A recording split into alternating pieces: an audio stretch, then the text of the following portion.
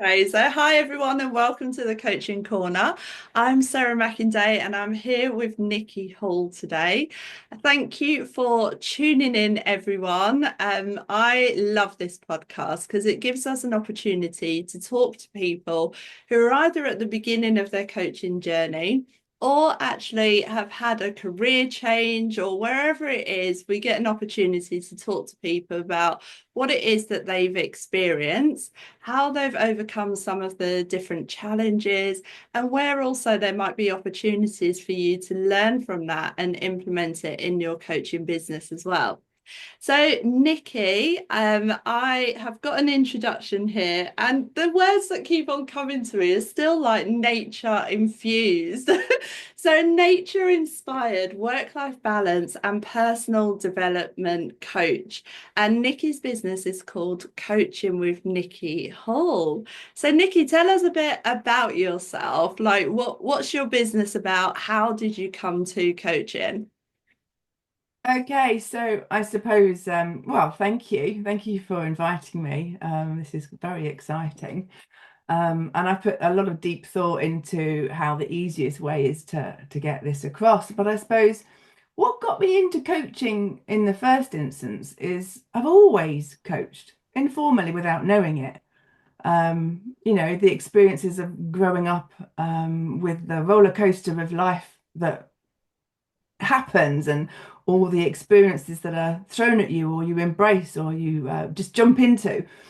Um, I just took that coaching approach. I always listened. I always thought. I always embraced whatever the situation was and tried to help those people come to me with initially family and friends, and then in my NHS career. Um, NHS profession is quite prescriptive. There are rules, regulations, protocols, and yes, in situations they have to be abided by. But to get the best out of people, whether it was patients or staff or whoever you encounter, taking that coach-like approach always empowered them more to understand their health or their role or their job. So I think I've always been a coach, informally and formally. And then during my career in the NHS as a senior nurse, I was given the opportunity to train formally as a coach. So I did, grabbed it, ran with it. Absolutely fantastic. And it made me realize, yeah, this is brilliant. This is the way to lead, not manage, lead. The way to lead people is through coaching, because it helps them think for themselves.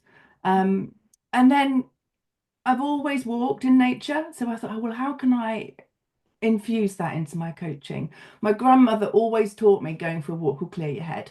So clear my head, I did. If it clears my head, it clears others. And COVID came along and made that really strong part of who I am and family.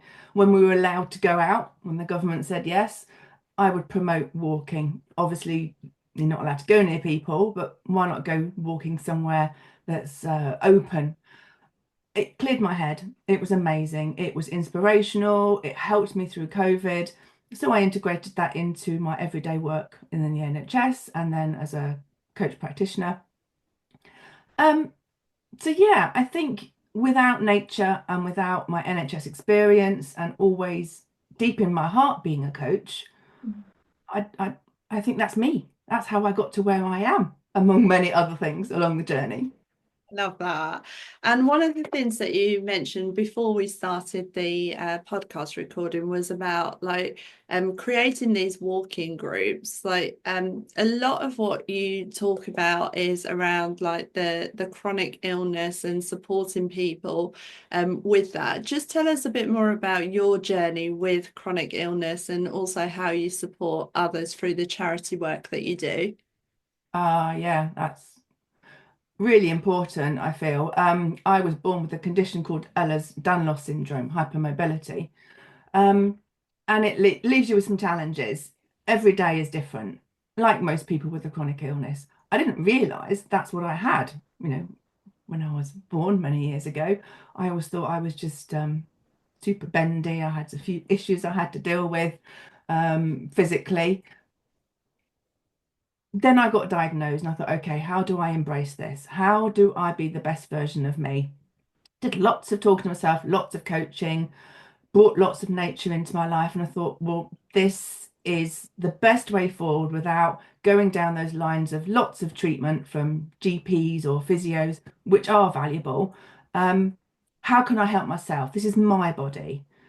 Cut a long story short, it worked really well. So I thought, well, how can I help other people? And there's a big void. There's a void of support, which is not NHS based. How can I help my strategies to get others or empower others to look after their own life, their own health? So we set up an amazing group called Sofa to Stroll. There's two of us co-leading this, and we do it once a month at the minute. We want to expand it and roll it out. And we invite people from all walks of life locally. We're on the triangle here of Leicestershire, Nottinghamshire, and Derbyshire. Come along, get off the sofa and have a stroll. They tend to all have chronic illnesses that they want to understand, share, air, have a chat, not feel alone, not be stuck on that sofa. So we both have a chat with them. We look into how we can help inspire them, how we can bring those walks into the life, how they can bring some relatives along. Just getting up and having a little walk. We do some mindfulness. We look around us, we open our eyes, and we just have a general conversation to let them know they're not alone and maybe share some tips and tricks. Nice, nice. And some of the questions, I love how you combine nature with the coaching and like thinking about like how it translates so well in terms of like what you see outside, like the trees, the branches, how that can then almost be a metaphor for life and what's happening with that person and how we kind of experience the wind that blows us all these different ways. A metaphor that really resonates with me is the mountain metaphor, and I just love any mindfulness that brings the mountain in it, like the mountain that is still, that's calm, whilst everything else is going on around them. Like, how do you bring the metaphor of nature into your coaching and some of the coaching questions? Yeah, that's really interesting. It's really good to have some visualization that you can part of your resources, part of your armory. So, well, I see nature, it's a cycle. It's very seasonal. And actually, it's quite funny. I was doing a little bit of research the other day, and it actually fits quite well into Kolb's experiential learning It cycle. does, yeah. Yeah, absolutely. Now, obviously, nature is quite fixed, although, yeah, you could say it's changing. But for example, spring, it's the season of curiosity and explanation. You know, plants are all bursting into life. So we're waking up, growth's beginning. You can map that quite nicely onto, concrete experience, for example. So I'll take clients for a walk or some of my people that attend the chronic illness group, and I'll get them to think about what are they being exposed to now? What perspectives are they seeing? I might ask a question like, look around. What are you experiencing? What's beginning to sprout? Using the word sprout, because that's what nature does in your life right now. And that quite often leads to different conversations because they're thinking more about what's going on. And I'll ask them things like, what are you actively working on to help grow your knowledge and resources that will empower you either in your work-life balance or understanding your health. So it's quite powerful. And I'll sit there, well, we've had a little stroll, which is really good, or we're sat with a client in a cafe if it's inclement weather. You can still find a space. It doesn't have to necessarily be going for a walk, but it does work better. So if it's a client and it's bad weather, we'll find a nice cafe. It might be raining, but people like rain. It's quite cathartic. I'll get them to focus on a tree and I'll ask them to, what does that tree represent to you? What does that tree look like? And quite often, oh, it's big, it's strong, it's beautiful, it's perfect. So I say, okay, is it? Um, Take a closer look. Okay. What else can you see? Well, actually, the branches are quite fragmented. They go off in different directions, a bit like your life goes off in different directions. What about the trunk? The trunk's trunk and the branches. So we have a conversation about that tree. And I'll ask, what's supporting? What lessons are you learning from that tree? What are you gathering? What information can you think about? Well, it's a strong trunk, but the branches are quite fragile. Okay, and where's the resources coming from that tree? Well, it goes down to the bottom of the trunk, into the roots, into the mycelium, into the whole wood wide web, whatever you want to call it, supporting each other. And well, we won't go there anyway, but it helps that whole conversation of resources. And Yeah. then I might bring something like this, the circle of concern and influence, and what resources they've got. So then we'll do some more coaching side of the work, and they will investigate what is within their control, what can they influence, what isn't. So, you can bring different areas of nature into coaching tools. Or we might use the meta model where we'll actually really break down, and get the gritty detail of how things are in their life, on their work-life balance. Yeah, I love that. And I know that you studied NLP, and obviously, like talking about the meta model just makes me think about some of the NLP kind of techniques. The perceptual position, it's really at the front of my mind, thinking like as a coach, I haven't got a chronic illness. So how could I understand the perspective of someone who I might be coaching who has got a chronic illness? So imagine that I see you as being able to see it from all angles. So perceptual positions, there are three positions. So one, you as a coach. So you as a coach with all your coaching skills that you've got, the questions that you've got. Then the other position is the person who is on the receiving end of coaching, like the person with the chronic illness. Like, as the fly on the wall, if you like, as Nikki looking in at these two different people, a coach who maybe hasn't got a chronic illness, their client that's got a chronic illness. Like, what would your advice be to a coach who hasn't necessarily like walked in that other person's shoes before? They might not know what it's like, the impact, the struggle, all of the things that you've mentioned. How can you still show up as the best coach for that person? Well, it's not about the coach, is it? So, It's about the person. yeah. As the coach, you're not there to provide all the answers.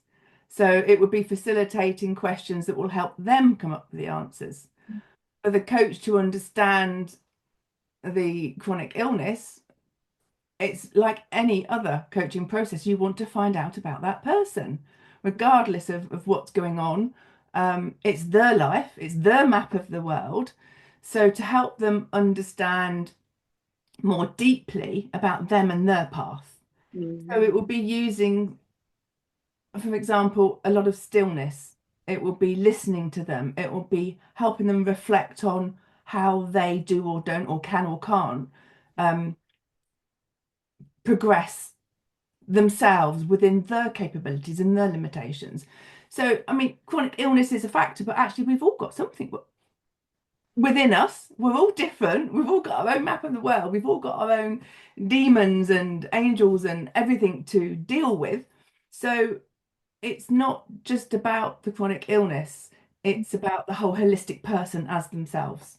Absolutely. And that's interesting because it actually reminds me of a reflection of some of the training that I've done recently with managers, and some of their staff would say that they're neurodiverse, and the manager will want to kind of fix it and offer all of these solutions and all of these things. I just say, just speak to the person and find out what it is that they need. They live with whatever it is every day and how it's impacting them, how it brings challenges, but also opportunities, all of these different things.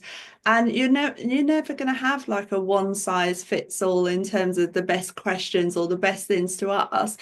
It is about that person and their needs. And I believe as well as a coach, we believe that an NLP practitioner as well, that people have the resources that they need. People have those answers within them.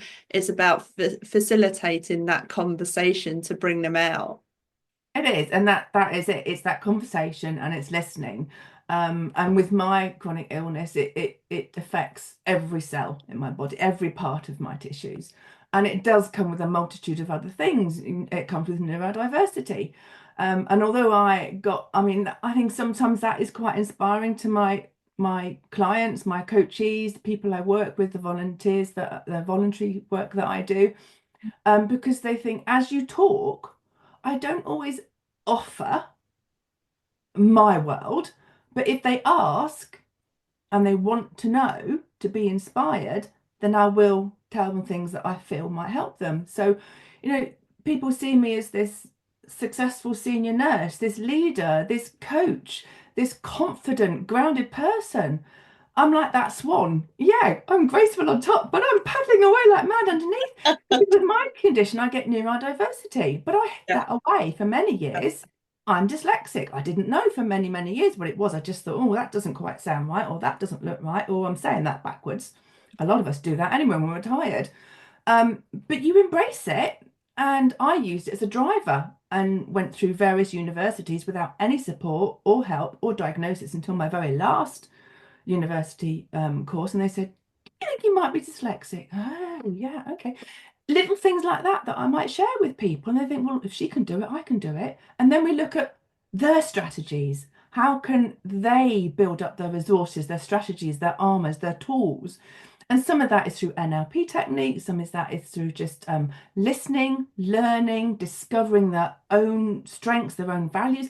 And that's quite important, actually. Quite a lot of my clients and the voluntary people I see, they don't understand their own inner strengths, their own resources, their own capabilities. And that to me is the best part of coaching, helping them discover their values, their strengths, different perspectives, different things that are going on. And we've mentioned map of the world. That was one of the biggest things I learned from NLP. Everybody's world is different. Mhm. And the perceptual positioning. Try and sit out there like that fly or that butterfly. You're a fly, I'm a butterfly. Flapping up there, trying to see other people's perspectives. Yeah. That's helped me massively. And if that Absolutely. can help me, that can help others. Yeah, absolutely. I love all of that. And you've mentioned like about the people that you help. Like, who is it that you help? You mentioned before about kind of work-life balance, people struggling with that personal development. Do you specifically work with people in a corporate environment? And I say it like that because you say corporate, people have this idea of what corporate is. And it's not necessarily that dependent on your experience, but who is it that you help? What kind of backgrounds have they got? So, if I put the voluntary work to one side, the clients that I tend to see the most are women. So, I like to empower women 30 plus. I wouldn't exclude men, not a problem at all. But I suppose when I'm walking in nature with them, I try and think of safety, um, other factors. But because I can use my own lived experiences of being a woman that has struggled with a variety of things, personal and professionally, I feel that's where I can help the most. So it tends to be women 30 plus, achieving harmony in their work-life balance and some professional growth. So I very much look at trying to help them understand why they're overwhelmed, why they are feeling burnt out, why are they constantly juggling things without feeling that they're moving forward, why do they have this constant self-doubt? And yeah, I could tell them what I've done and what I think, but that's not what coaching is. So Yeah. it's helping them to become unstuck, to move forward, to develop, to grow, and empower themselves with their strengths and their values to move forward. I love that. And there's a positive psychologist who's also strengths trained. I am so passionate. And also, you mentioned about lived experience. Like, I spent 20 something years of my life, probably more than that, 30 years, feeling like I always needed to be like someone else to be successful. And it wasn't until I found out like who I actually am, what energizes me, all of those different things, that everything changed for me. So I love the fact that you combine the strengths work with the coaching. So for anyone that wants to contact Nikki, what we're going to do is put the links on the description of this podcast as per usual. And yeah, please do reach out to her for anything that you've heard about today that really resonates with you. And just to say thank you, Nikki, for coming on the podcast. It's been really interesting talking with you. Oh, thank you so much, Sarah. It's been really interesting my end as well. I've just got so much, the synapses are buzzing at the minute. There's just so much in my mind. And do you know what? Just love helping people, Lovely. helping them help themselves. Full stop. Amazing. Full stop. Thank you, everyone, for listening. And yeah, do reach out. And if you're not part of the Coaching Corner already, I would recommend that you join our Facebook group. There's lots of interesting things going on, lots of connections happening, and relationships forming. So thank you, everyone. Take care.